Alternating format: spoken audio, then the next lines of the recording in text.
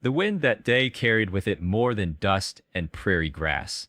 It carried a secret, one that had lingered on the edges of Red Fern Ridge for years, whispered in kitchens, murmured in pews, hidden in the folds of women's shawls, as though it might burn their tongues if spoken aloud. And if you've ever believed that some stories are not just told, but live through the marrow of those who carry them, then stay with me here. And if you find truth in the quiet defiance of those who refuse to be broken, don't forget to like and subscribe so you never miss the turning of a tale like this one. For what begins today is not a love story in the way people expect, but the story of a curse reshaped into something no one in this town could ever have imagined. They said Abigail Wyn was marked from birth to be unlucky in love, and perhaps they were right, for by the time she reached 33, her name had become shorthand for disappointment. Her presence at weddings met with nervous smiles, her polite attendance at christenings shadowed by the whispers of women who clutched their own husbands' arms a little tighter when she drew near. But Abigail was not a woman defined by curses, not entirely, not yet. She was the schoolteacher of Red Fern Ridge, a one-room refuge where children scratched numbers on slates and read their first halting words by the light of long windows she had cleaned herself. Each morning she rose before the sun crested the hills, pulled her hair into a tight, sensible bun, and walked the quarter-mile from her cottage to the schoolhouse, her boots crunching over the hard Wyoming soil, her heart as steady as the ticking of the watch she carried from her late father. The prairie stretched around her in waves of grass and scattered cottonwoods, harsh and breathtaking, a land that demanded both sacrifice and reverence from those who tried to tame it. To the children she was Miss Wyn, a figure of calm patience, her voice gentle even when correcting their mistakes, her hazel eyes soft yet piercing enough to still a classroom with nothing more than a glance.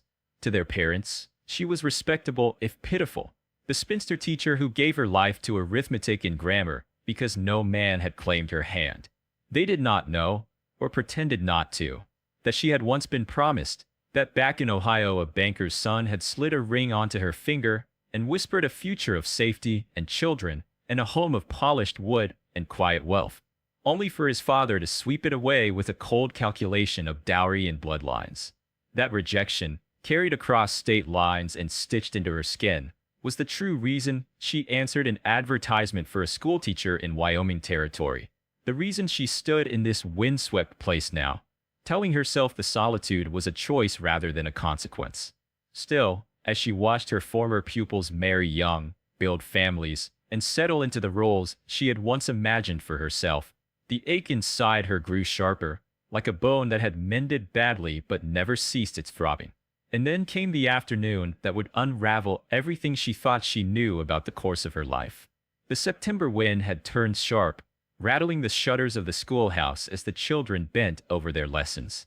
Abigail, chalk in hand, guided Tommy Fletcher through his multiplication tables, her patience as endless as the prairie sky. She had just praised him, his round face beaming at the triumph of 7 times 8, when she heard the heavy, deliberate fall of boots on the steps outside. At first, she thought it a parent come early to collect a child, but the sound was too steady, too commanding, accompanied by the faint jingle of spurs.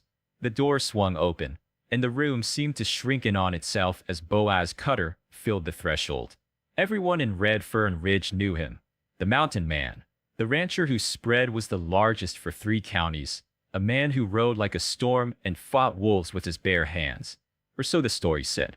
Abigail had seen him at a distance, had heard his rumbling voice at Sunday service, but she had never stood so close to him that she could measure the breadth of his shoulders, the silver streak at his temples, or the depth of his brown eyes that carried the weight of silence like a man used to keeping his own counsel. "Miss Wyn," he said, his voice as low and steady as thunder rolling over far hills, and the children went so still it seemed even their breathing had paused. He did not wait for her invitation, but stepped inside, removing his hat as though he stood at the door of a church, and with a simple, unshakable gravity, he declared words that would set tongues wagging for months. "I need a wife, and you need strong sons to guard your winters." It was not a proposal in the way of romance, but a statement, a fact delivered like the weather. Abigail, for a moment, forgot how to breathe. She stood there, chalk dust still clinging to her fingers, caught between outrage, disbelief, and the peculiar tug of curiosity. Around them, the walls of her ordered world seemed to tremble. This was no courtship, no promise of devotion or whispered poetry. It was as if the mountains themselves had sent down a messenger, blunt and immovable, to remind her that life on the frontier did not bend itself to dreams, but to survival.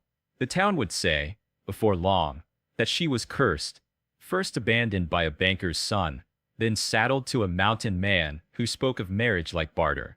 They would laugh, they would pity, they would shake their heads. But what they could not know, not yet, was that Boaz Cutter had come with a plan that would not just defy their gossip, but upend the very balance of power in Red Fern Ridge, and that the spinster they had cast aside as unlucky would soon carry a fire into the town that would either burn her down or make her legend. The town had always believed Boaz Cutter to be a man carved from the mountain itself, unyielding, solitary, a figure who preferred the company of horses and storms over that of people. But what they didn't know, what Abigail began to learn in the days that followed his blunt declaration, was that the mountain had a heart, and its plan was not as simple as anyone suspected.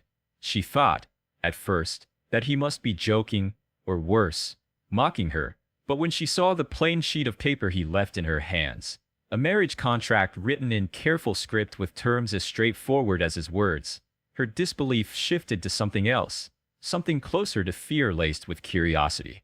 The contract did not speak of love.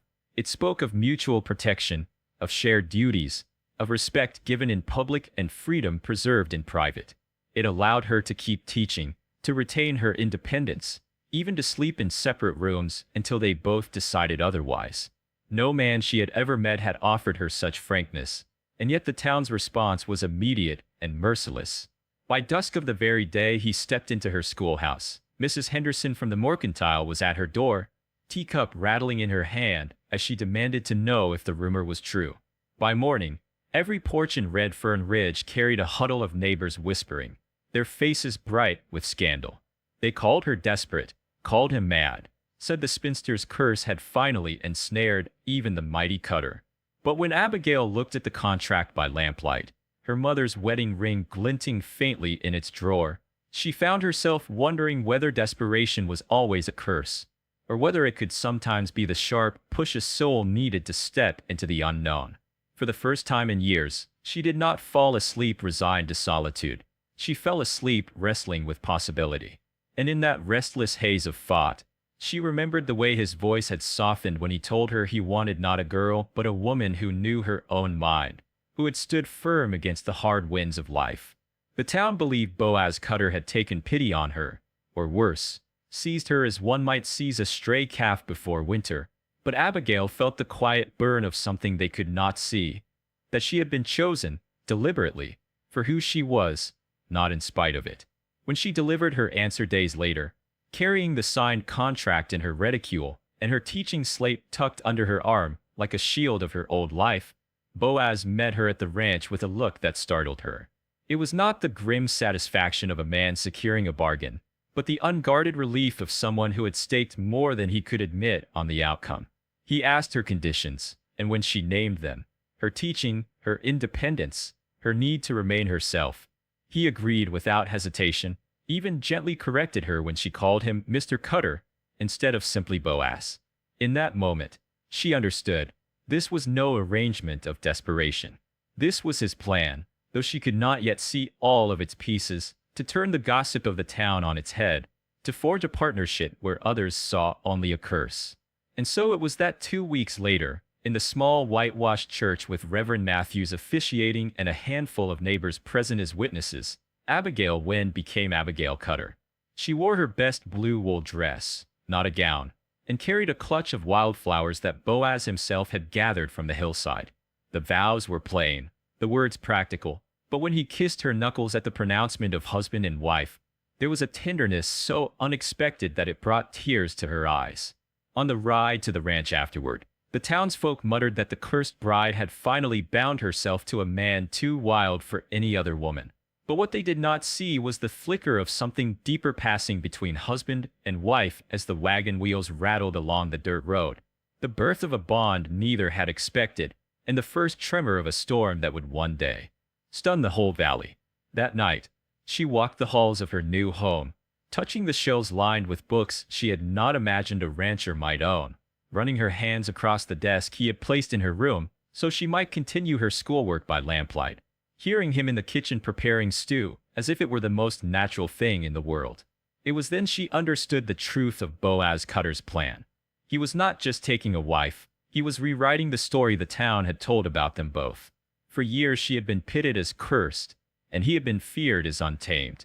But together, bound in the blunt honesty of their pact, they were becoming something new, something that frightened gossipers far more than any curse. A man and woman who might actually choose each other not out of passion, not out of necessity, but out of respect and resolve. And in that respect, Abigail felt the first stirrings of something she had not allowed herself to hope for since the day she left Ohio. Not romance as she had once dreamed it, but a partnership that could, in time, blossom into love. The town thought it had witnessed a scandal. It had not yet realized it had just witnessed the planting of a legend. The trouble came, as it always does on the frontier, not from winter storms, but from men with colder hearts. Marcus Blackwood arrived one gray morning with his hired guns, a forged deed in hand, and the kind of smile that only grew sharper when he spoke of reasonable business. He thought Boaz Cutter had married weakness, that Abigail was the curse he could exploit, a lowly woman too grateful for a roof to resist his threats. But Blackwood had miscalculated. The so-called cursed bride had been preparing, and when the moment came, she did not stand behind her husband but beside him, pistol steady, her teacher's voice carrying across the pasture as she laid out Blackwood's fraud in words too sharp to ignore. Townsfolk who had gathered at a distance expected to see her silenced, but instead they watched the mountain man and the schoolteacher hold their ground together, his strength and her unyielding clarity striking a blow more devastating than gunfire. By sundown, Blackwood's scheme lay in ruins, his name blackened not by Abigail's supposed curse, but by his own greed and violence. And so the story spread, that the spinster once whispered about in pity had faced down a man who had terrorized the county for years, that the mountain man who had spoken of marriage as mere necessity had found in her not a burden, but a partner. Redfern Ridge had expected tragedy, but what they got was a legend, the cursed bride who became the heart of the Cutter Ranch, and the plan of a solitary man that stunned the whole town into silence and, at last, respect.